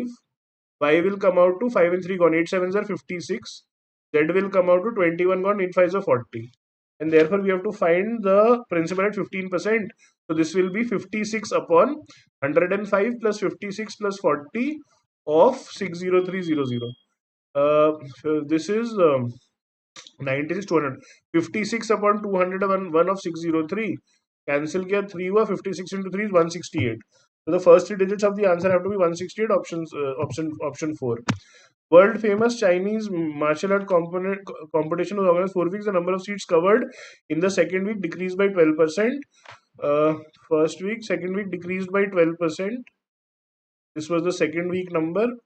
In the third, increased by 14% in the third week, and again decreased by 20% in the fourth week. Find the number of seats covered in the third week if the last week was 802566. This is a sitter question. Whatever value here it is has to decrease by 20%, and therefore value in the third year will simply be 80256 upon 0.8, because decrease of 20% means a multiplying factor of 0.8. Divide, yeah, 8 ones are 8, 0, 0, 8 threes are 24, 1, 5, 1, 0, 0, 3, 2, 0 becomes the answer. Probably the simplest question in this entire thing. Next, log of m plus log of m square by n plus log of m. Okay. So if we look at this log, we take one log and combine all the terms. Addition means the terms will be multiplied. Division means subtraction means division. So basically, it will become m into m square by n into m cube by n square into and so on till n terms. So this will be m into power for m will get added 1 plus 2 plus 3 plus 4 up till n. For n it will be 1 plus 2 plus 3 plus 4 up till n minus 1. So this will be nothing but log of m raised to power. The sum of powers will be n into n plus 1 by 2. For n it will be n into n minus 1 plus n by 2 because the sum is from 1 to n. And therefore from the options we take n by 2 common, m will be left with n plus 1, n will be left with m minus 1. And therefore option 4 seems to be the answer. What is the remainder when this is divided by 11? Again, I do not know. I am again, if I look at my target, about 11 minutes are done. I've crossed 6 questions. So I'm ahead of my target. So no need to panic. Even in this question, if I do it in the most longest way possible, I will still get the answer. And therefore, what I'll do is I'll divide 11 by each of them and see the remainder. So power of 2 multiple of 11 closest to a power of 2 is 2, 4, 16, 32. 32 is 33 minus 1. So I write this as 2 raised to power 5 from 4 2 raised to power 5. For 460 I'll be left with 5 nines are 45. 45 1 9. 93 plus 2 raised to power 4 upon 11. This will be 3 raised to power 3 9 27 81 243 is 242 plus 1. So 3 raised to power 5. 5 5s are 25. 1 8 5. 3s are 50. 5 3s are 15 into 3 cube divided by 11. So 2 raised to power 32, remainder will be minus 1 raised to power 93. So minus 1 raised to power 93 is a remainder of minus 1 into 16. So minus 16 by 11 will give a remainder of minus 5, number 1. Here it will be 243 will be a remainder of plus 1. So plus 1 into 27. This will give me a remainder of 5. Minus 1 and plus 5, remainder of 0. What is the sum of angles? If we look at this colored figure, this will be a 1, 2, 3, 4, 5, 6, 7. 7-sided figure. Assuming that it is similar, okay, regular. If I mark this angle as x here and this is y, in this triangle at the top, these two angles will be 180 minus x, 180 minus y. So if I look at angle A plus 180 minus x plus 180 minus y, this should be equal to 180. Sorry. Basically, what I'm saying is I'm looking at the top part here. This one, A. This is G. This is B. I know I'll not be able to draw the entire thing. Therefore, I'm taking this as x, this is y. Okay. So this is 180 minus x, 180 minus y. This is a triangle. Therefore, the value of A should be 180. No, sorry. X plus y minus 180. Right. Now, if I write this for each of the angles A, B, C, D, E, F, G, and so on, X will be counted in A and G both. Y will be counted in A and B both. So the sum of all of these angles will be all these angles counted twice. So 2 times all of the internal angles of the 7-sided polygon minus 180 into 7. Right? So 7-sided polygon has the total number of the sum of angles of a 7-sided polygon be n minus 2 into 180. So 7 minus 2, 5. This becomes 2 into 5 into 180 minus 180 into 7. So 10 minus 7, 3 into 180, which is 540. This should be 540. Oh, not getting short questions. There are 10 children who have equal amounts in the first transaction. The eldest child gives 1 rupee to every child younger to him. The second transaction, the second child gives 1 child to every child younger to him. This type of distribution continues for the next 2 transactions. 4 people are doing it. In the end, total sum with the children who have given money to other children is half the sum of money with the children who did not give any money. What is the original amount with each child? So if we say we started with x, with each of them. The first person will give to 9 other people, so we'll be left with x minus 9.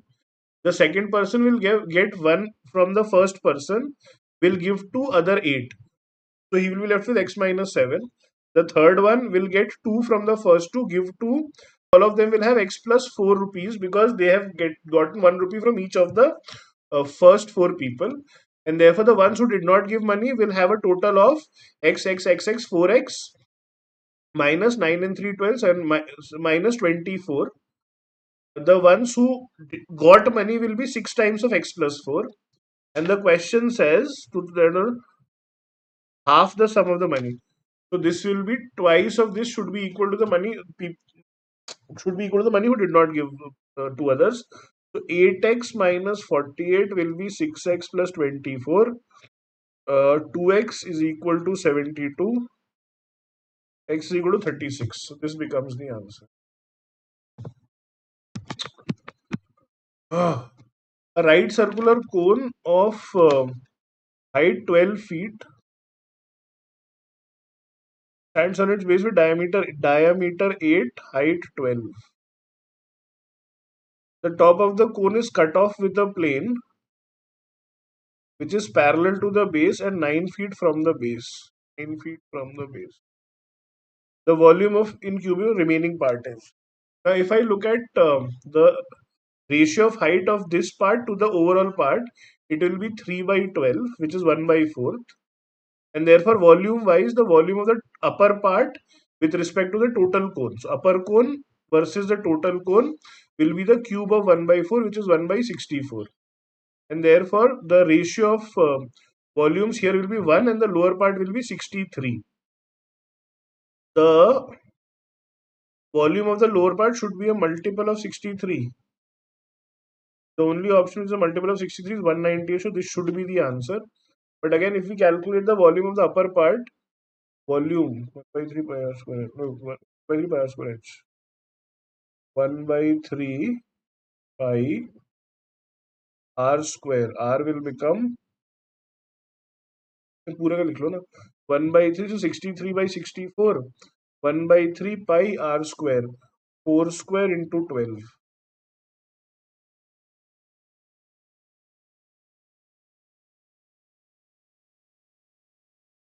198 कैसे हो गया भाई? Sorry, अच्छा नहीं गलत है, thank God. नहीं 60 से 18, ठीक है गलती कर रहा था. Anyways, so this will be the answer. 63 upon 64, 1 by 3, 22 by 7. So 4 4 16, 4 4 3s are 12, 7 9s are 63, 198. हाँ ठीक है. By mistake I marked the correct answer. Thank God I checked. So therefore, question 4 also needs to be checked. I think it might be a mistake there. Okay, in this setup it says there are 3 parallel lines to the ground and they are interconnected like this. What we know here is A by C, EF, using similarity when we add, because in this kind of a question, I know that 1 by AC plus 1 by BD is equal to 1 by EF. This is something that I know. Now it says AC is 50% more than BD. So if BD is 2, AC will be 50% more, which is 3. And therefore, the value of 1 by EF will be 5 by 6. So EF is nothing but 6 by 5, which is 1.2. The question says how much percent less than BD is 2. If BD was 2, so how much less than BD is E?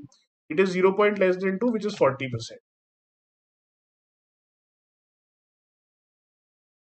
Again, a question that is basic geometry, so should have been done.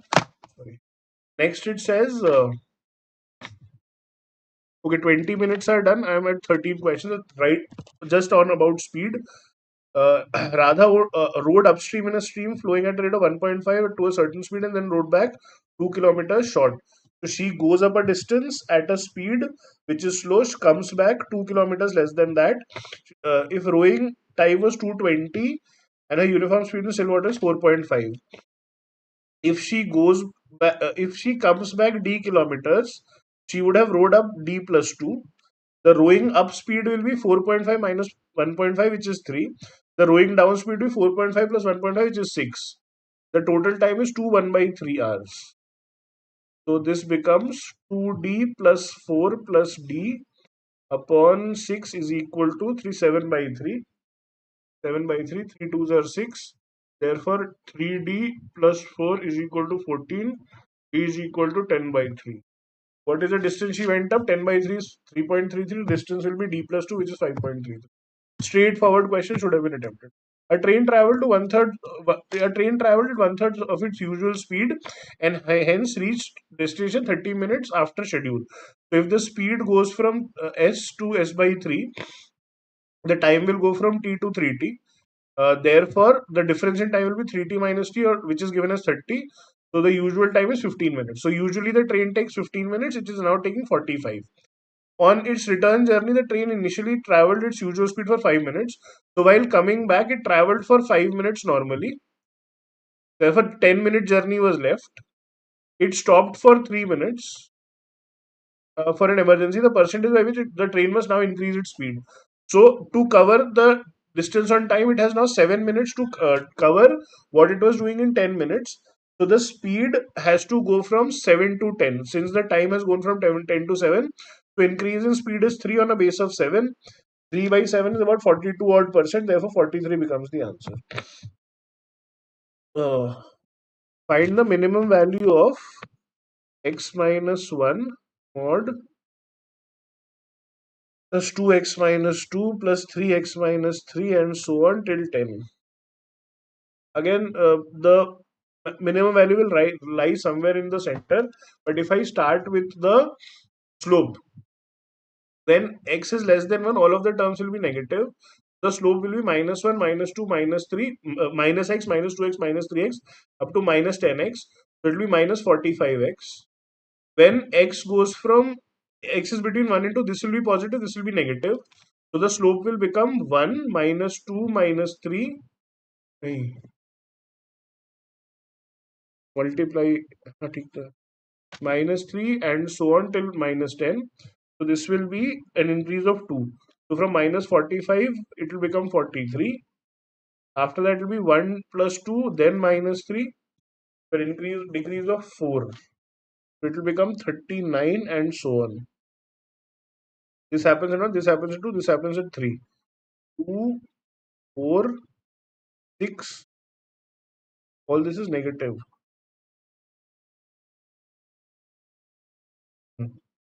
The next step will be 2, 4, 6. 33 at 4, 25 at 8, at 5, 15 at 6, 3 at 7. And then it will go positive, something like this.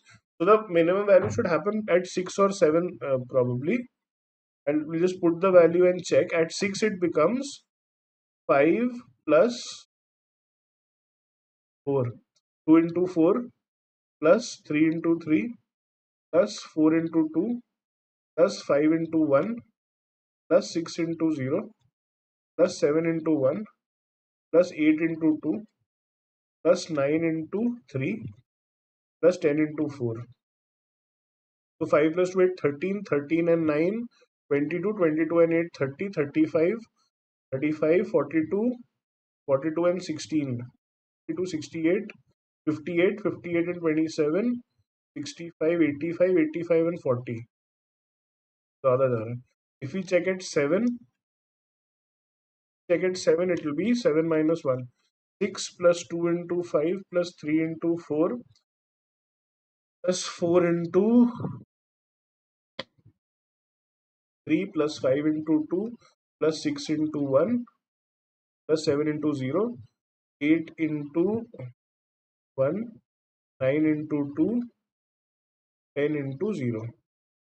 So 6 plus 10, 16, plus 12 plus 12, 24, plus 10 plus 6, 16, plus 8 plus 18, 26, plus 10 plus 3, 30. This becomes 30, 40, 70, 70 and 42, 112. That becomes the answer.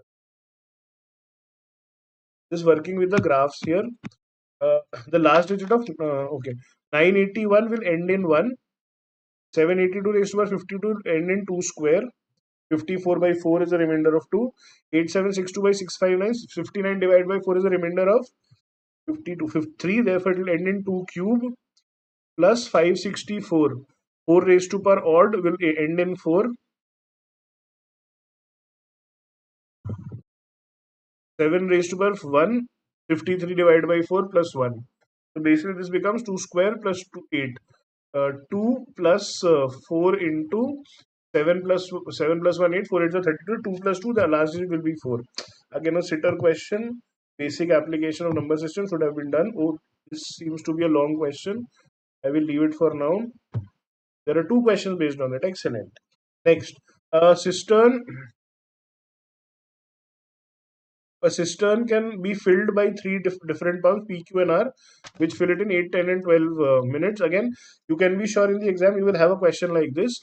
So, if the pump is, or if the tank is of 120 liters, P, Q, and R will fill 15, 12, and 10 liters per hour respectively. The pump can run at most uh, any pump can run at most 2 hours, after which it must be switched off for cooling for 1 hour. Also, power supply can run at a maximum of 2 pumps at a time. What is the so for the fastest, the first two pumps will work for the first hour, then the first and third will work, then the second and third will work. Because two pumps are running at a time, and if every pump has to stop after 2 hours. So in the first hour 27, then 25, then 22, then again 15 and 12 will work. So this becomes a total of 80, 94, and 101. After this, the turn is of 15 and 10, 25, but 19 have to be filled. So 4 hours, 19 by 24, 19 by 25 hours becomes the answer. Straightforward question should have been attempted. Next, x square integral solutions. X square minus, so x square is equal to 5 cube plus 1242. We can put values and try to find the answer, but if we look at it, this number has to be a multiple of 5. Oh, right, Vinay. This number has to be a multiple of 5, so this will end in 5 or 0. If I add 2 to it, the right hand side can end in 7 and 2 only. The square of no number can be 7 and 2, and therefore no integral solution is possible for this question. 21. 22, a number when successively divided to 257. This is again a number system straightforward question. So, no mechanically attempt this. The Since it leaves remainder 146, so number will be 7x plus 6 after the last division. Before that, divided by 5, remainder of 4. Before this, divided by 2, a remainder of 1. So, if we open the bracket, it becomes 35x plus 34. 2 into 35x plus 34 plus 1, so 70x plus 69. The smallest number which will satisfy this is when x is 0, so 69 becomes a number. 69 divided by 4 will give us 16 with a remainder of, will give us 17 with a remainder of 1. 17 divided by 2 will give a remainder of, will give a coefficient of 8 with a remainder of 1. 8 divided by 8 will give a coefficient of 1 with a remainder of 0. So the remainders are 1, 1, and 0. Even next, no go back. Question number 4. No go back. If I look at this question, just building on what I had written, uh, if I write p minus 11 as a, p will become a plus 11, right? We are trying to calculate a cube minus 1 by a cube. If we substitute this in the equation, a plus 11 whole squared minus 29 into a plus 11 plus 199 is equal to 0. A square plus 22a plus 121 minus 29a minus 29 into 11 is 9, 319 plus 199 equal to 0.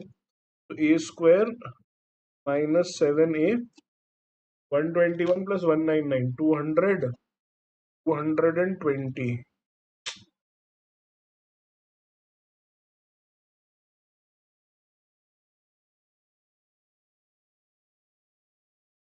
199, 320, of course. 320, 320. So plus 1 is equal to 0.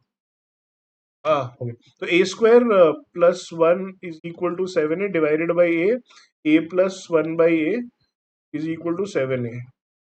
How we will get minus? Is equal to 7, sorry. Some mistake.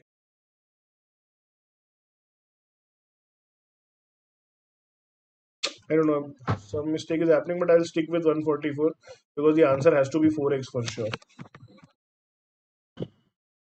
Next, 10.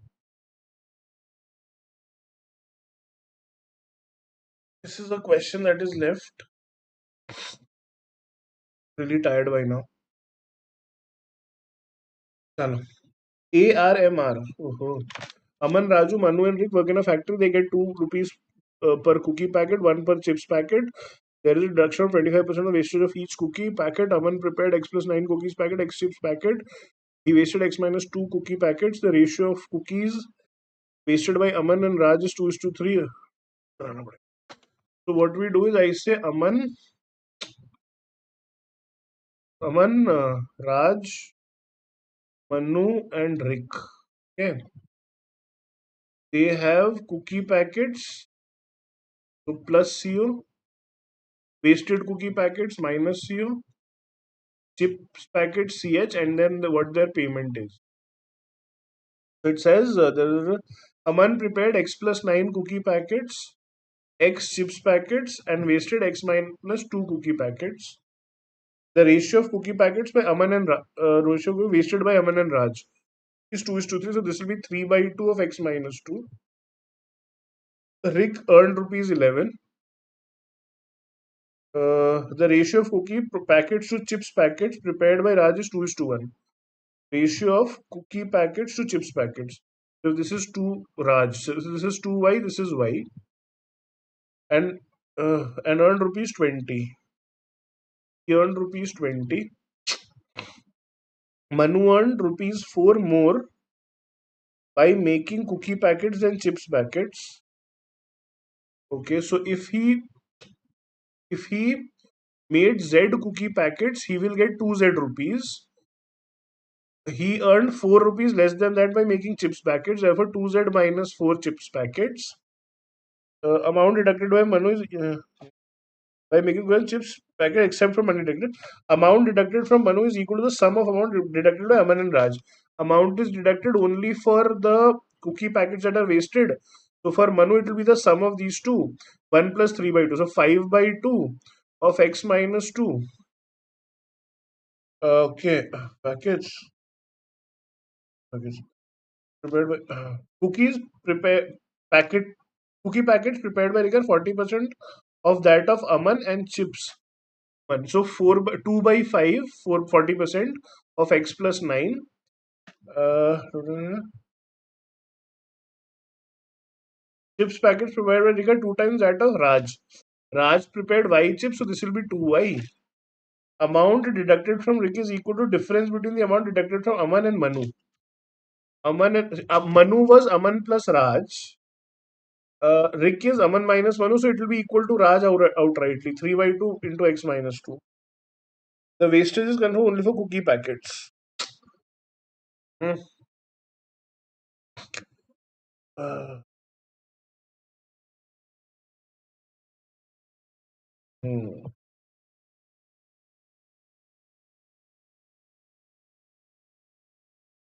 Chalo. Technically, we have two equations in x and y. This should help us solve the question.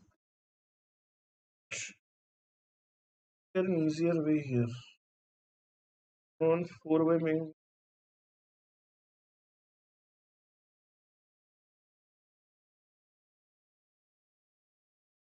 Give me so.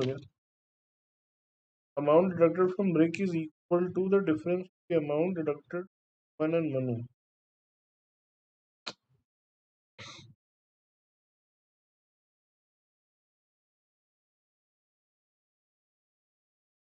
Able to figure this out at all.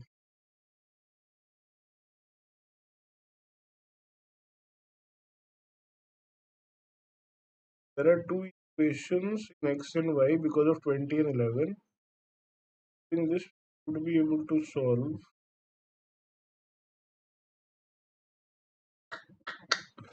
नहीं हो रहा छोड़ो. So basically, if I look at this question, I think question one definitely, question two, but again if you're not done PNC, then it becomes a challenge. Question three was a basic number system question. Question four मेरे से नहीं हो रहा. Question five again a long question, but if you're someone who's playing on arithmetic, should be done. Question six definitely should have been done. Question seven again is a very easy question. Just one division is required. Basic application of percentages. Question 8 should have been done, but I understand some of you will not be comfortable with logs. Question 9, again, because it is denominator remainder, I am leaving that. Not very difficult. Question 10, again, is something that we've done in class, therefore should have been done. But in any case, question 11 definitely should have been completed. Right? Straightforward question of making cases. Question 12. Question 12, I think, was a very doable question. Basic mensuration, if anyone has done, should have been able to attempt. 13 again is a repeat question based on geometry concepts, should have been done. 14 is a basic TSD question. This should have been attempted. Question 15. And 15 again is a trains TSD question. Should have been attempted. It is part of our as well. 16 again, if you did it nice, if you did not a problem. I think basics of number system 17 should also have been done, but again, if you think you've not done number system, let it be. Question 20 is a basic TSD question, time and work question, should have been done. 21 may not strike you. 22 is a repeat question, has been asked in multiple exams and therefore should be done. So 1, 2, 3, 4, 5, 6, 7, 8, 9, 10, 11, 12. So in this, so what I'm saying is overall in the paper, about I think 13, 14 questions net in English, about 10 odd questions in LRDI, and about 1, 2, 3, 4, 5, 7, 8, 9, 10, and 12. 12 odd questions in math should have been a good attempt. Becomes 35 odd. 105 odd marks in this paper should get you a 98, 99 percentile plus. Right? Anyways, I'll just submit this paper because I don't know if 10 is marked, na? 10 is marked. So I'll submit the paper. I don't have the courage to try the last two questions. Let us just look at. Oh, now I'm clicking on go back. Let us just look at the analysis that comes up. Wait. Oh, I got a 98.9%. Nice. Come on. Anyways, so this is not something that I am looking at. What I want to look at is here I got an easy question wrong. Difficulty analysis. Medium difficulty, I have left questions. Medium, I have left 3 questions. Verbal section, correct, incorrect. So I got one para jumble wrong. एक guess मारा था. Got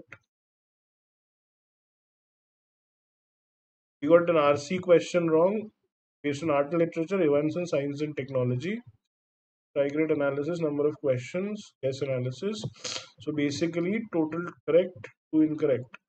So pattern for the using answer option that I did was a correct one. Approximation was correct. The blind guesses that I took in English, both of them went wrong. Ratios happens to be a weakness because the question that I left was on ratios.